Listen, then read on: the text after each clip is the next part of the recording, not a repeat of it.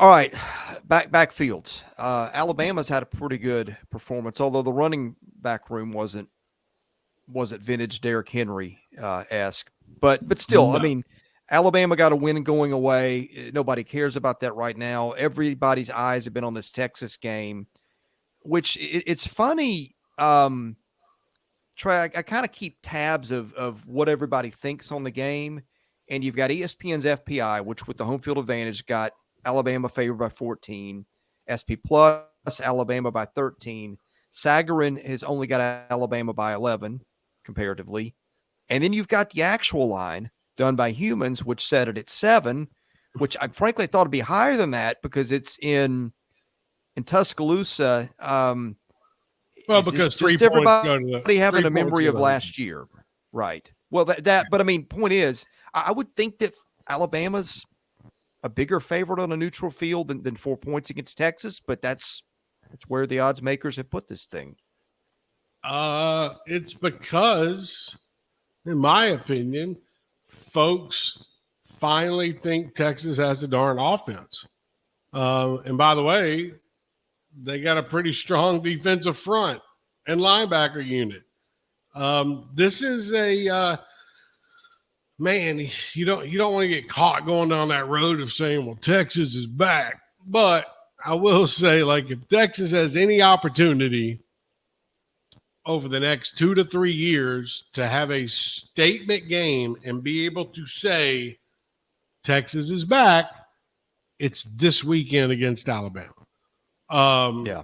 I think that Quinn Ewers is, he went out after the first quarter last year. I think, if I'm not mistaken, he had $160, something like that in the first quarter before Hudson Card had to come in for him after getting injured, Chris. And I think that you look at Alabama right now, and I wrote about this earlier today. Alabama is not at this moment. They're trying to figure out what the team looks like. But with Jalen Milroe, there were a lot of, what was the main talking point in the offseason? It was, what's Alabama's quarterback situation and is the dynasty over? That's all you heard. That's all you heard about was Alabama, is it over for Nick Saban? Blah, blah, blah, blah, blah. I think that with the quarterback situation, you had a right to answer that question, because the last time we were in this situation, and it's just going off my memory, was Jacob Coker when he transferred in, when he came from Florida State. That's really the last time that we didn't know what we were getting from a Bama quarterback and who the Bama quarterback was going to be to really start the season. Now, we can always do the whole, remember the whole Cooper Bateman, Blake Cornwell, where they played 3 different guys and then 2 of them transferred out. We can always do that. Those are a couple names I had forgotten. Yeah. Well, you're welcome. I brought them back into your life. But I think overall, I think Bama right now is still trying to figure out. That's why Saban was so not defensive, but just like, hey, look, I don't know what Jalen Milroe is going to do against Texas. Just because he had 5 touchdowns against MTSU, which he's correct, we don't know what that means against a Longhorns team that is going to bring so much pressure up the middle and try to force so many problems. I just feel like this is one of those games, Chris, where we're setting up that a win for Texas can do one thing and a loss for Alabama can do another when it comes to a national perspective and inside the program. Like, okay, in your opinion, it's going to be a weird question, but I'm going to ask it because I'm curious on the answer. Who needs to win this game more, in your opinion? I think it's Alabama, and this is why. Okay, Sarkisian, this is what, year 3? Yeah, you're on. Yeah, you can always still kind of make the argument that they were okay. They were good in some games. They were close in a lot of their losses. You could still kind of make that he's building it argument, right? That okay, you go down there, you lose by a field goal in Tuscaloosa, or let's just pretend that's the scenario. No shame in that. Nobody's going to say Sark's not the guy.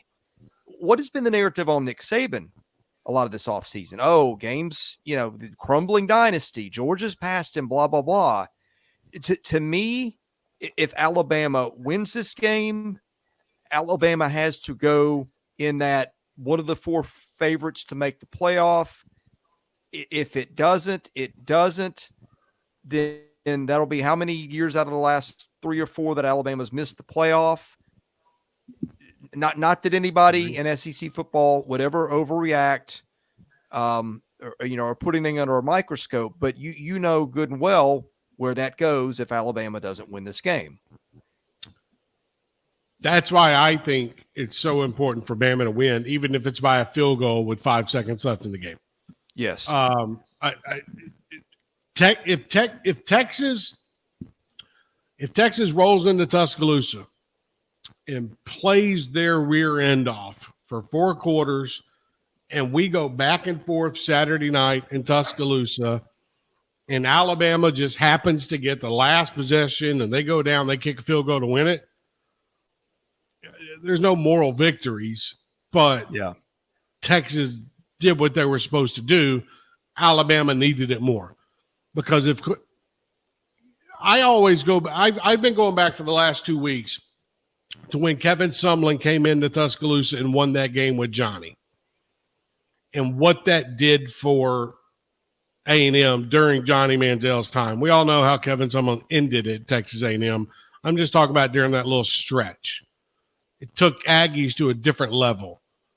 Yeah. I think if somehow Steve Sarkisian rolls into Tuscaloosa and beats his former boss with Quinn Ewers, Texas is now skyrocketing. Yeah. I think, but on the other flip side of that, it's what you were talking about. Well, I guess Nick Saban just doesn't have it anymore. I guess, Texas coming in, and you might as well, get the retirement plan set up now because it's over for Nick Saban. That's what you're going to hear on Monday on every sports talk show in the South if Texas beats Alabama. It's not fair, but it's reality. Yes, and just to be clear, I don't endorse those opinions I don't any more than you do, but that is the world we're going to live in.